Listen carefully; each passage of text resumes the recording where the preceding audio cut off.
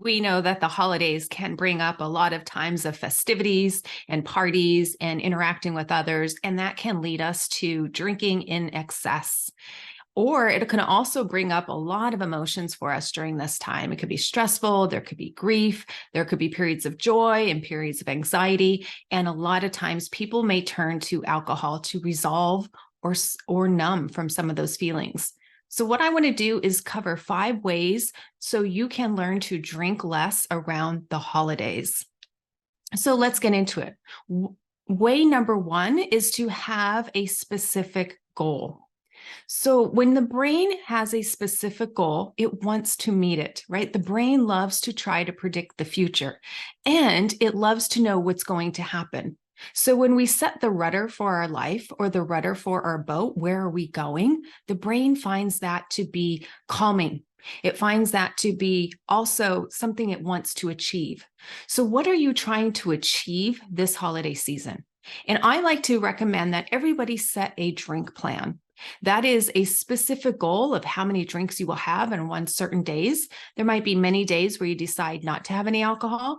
And then when there are parties or times that you engage with others and want to drink, that you set a goal or a max that you will have on that day.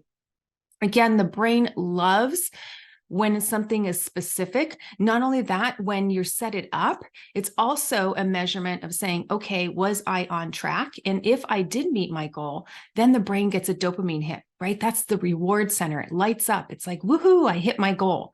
So having a specific goal not only informs your brain where it's going, but it also gives it the reward of when it's achieved its goal. So set a drink plan for the month of December. Let your brain know when it expects alcohol and when it doesn't. Way number 2 is to control your environment. Now, if you have been over drinking quite a bit, or you find yourself you're at the phase of life where you cannot trust yourself around alcohol, I highly recommend controlling your environment, meaning, do you bring alcohol into the house or not, right? You may not be able to trust yourself around it. So limiting exposure to it is going to set yourself up for success. You may also look at what you say yes to. If you're an introverted person and you're invited to a lot of holiday parties, right? Looking at where you can say, I can come, but for a limited amount of time, or I have to say no to this event, so you can control your energy level. During the month of December, a lot of us, particularly women, right, when we're doing all the things, we're baking, we're wrapping gifts, we're buying gifts, we're being present for our loved ones, it's easy for us to overextend ourselves. And so we want to watch our energy level. And when our batteries start to fall too low, we need to know that it's time to pull back and provide some self-care before we're just giving out and draining ourselves. And a lot of times when we feel drained and we're always giving to others, it's naturally a time where we'll be like, oh, I just want some me time. I just want some alone time. And this is a time where I find many women will turn to drinking alone in the house, right? They'll just be like, oh, I just need some de-stressing time and a time for me. And this can be a time where people overdrink. So notice when your energy level is getting low and what other activities you can do in order to replenish yourself. Because what we know about alcohol is it doesn't replenish ourselves. It actually depletes us even more, gives us more anxiety, more stress, and makes us more tired and depressed the next day, because we know alcohol is a depressant. So until you can learn the strategies to trust yourself around alcohol, it's wise to control your environment and control how much you are around it.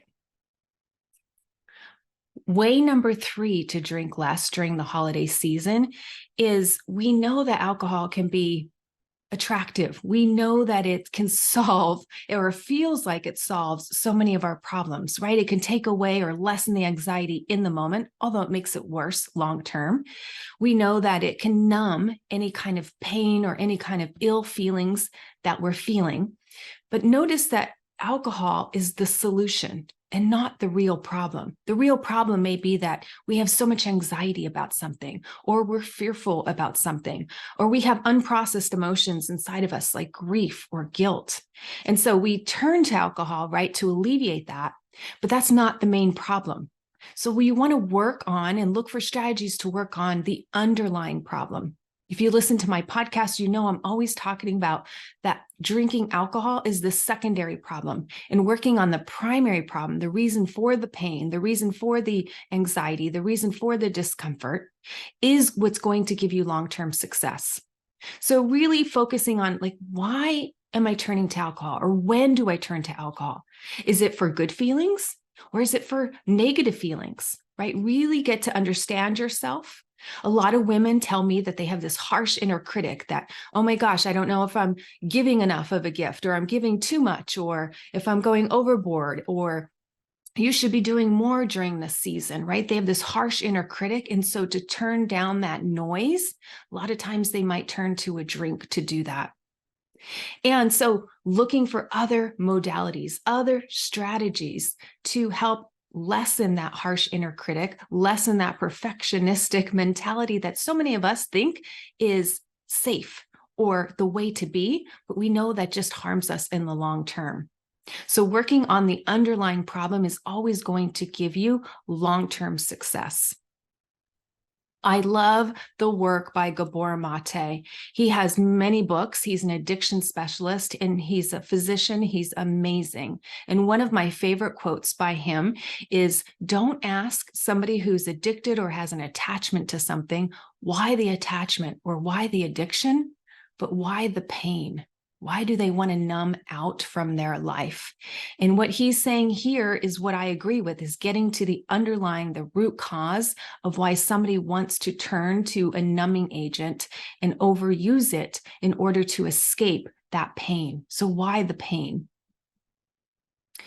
Way number 4 to decrease drinking around the holiday season is to not focus solely on the drinking. I know a lot of times when you read articles or blogs, or when I look at blogs that cutting back on alcohol use, it'll talk about pacing. It'll talk about separating out your drinks or separating them with water in between. It'll talk about other ways that you're kind of focused still on what you're drinking. And what we know about the mind and the brain, whatever it focuses on, it ruminates on. And so what you focus on expands. So if you're always focusing on the drink and you're like, why, how am I going to cut back? Or I can only have, and if you tell your brain, I can only have one, right? It's going to be saying, okay, I'm going to have deprivation after this because I can only have one, right? So whatever we focus on begins to expand. So when we were looking at this time of year, think about what else you want to focus on. Other goals outside of drinking less, other goals outside of saying, I'm going to have just 5 drinks for the month. What are your other goals? For me, the holidays, December is a time for joy. It's a time about connection with my friends, with my family. It's about continuing traditions that we've started and that we still love, and really talking and communicating about what traditions maybe we've outgrown, right? So it's continuing the traditions that bring us close together, looking at traditions which take us, we're kind of over, and then inviting friends and connection into that space. So focusing on these areas rather than just on the alcohol makes the brain say, oh, I could get joy from other places in my life, not just the alcohol. And then finally, and probably one of the biggest ways to cut back is to have a community, is to have support. We know from the research of those who are addicted to anything, whether it's gambling, pornography, drugs, alcohol, we know that going at it alone leads to a terrible success rate, a success rate less than 3%.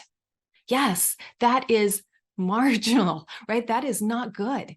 So we know when we are addicted or attached to something, we know that a better success rate is to be in communities with others, to get support from people who have been there themselves.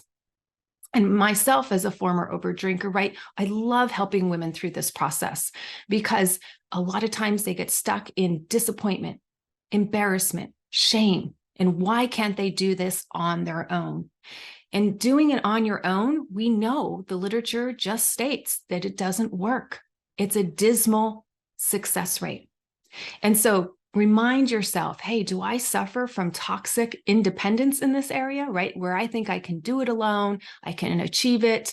And it's not a moral failing if you can't do it alone, because it's very difficult to do it alone. So having the right community, having the right support, and having the right tools, right? Tools that are going to celebrate your wins, tools that are going to celebrate your health, tools that are going to celebrate your wellness, so we don't depend on something that takes all that away. And I love to celebrate life and wins and relationships and things that are more meaningful to us than the alcohol. And when you focus on that and make your life about that, your life becomes so much better. Everybody wins: yourself, your family members, how you feel about yourself, your emotions, your joy begins to skyrocket, and you feel good in the morning and you love remembering conversations. So I would say to give yourself the gift this holiday season, to give your body and your mind and your soul what they crave, and that is a life with much less alcohol. I hope you've enjoyed this presentation. My name is Dr. Sherry Price, the founder of Epic You and the Drink Less Lifestyle podcast. If you want to learn more, feel free to go to my website at epicu.com. Happy holidays.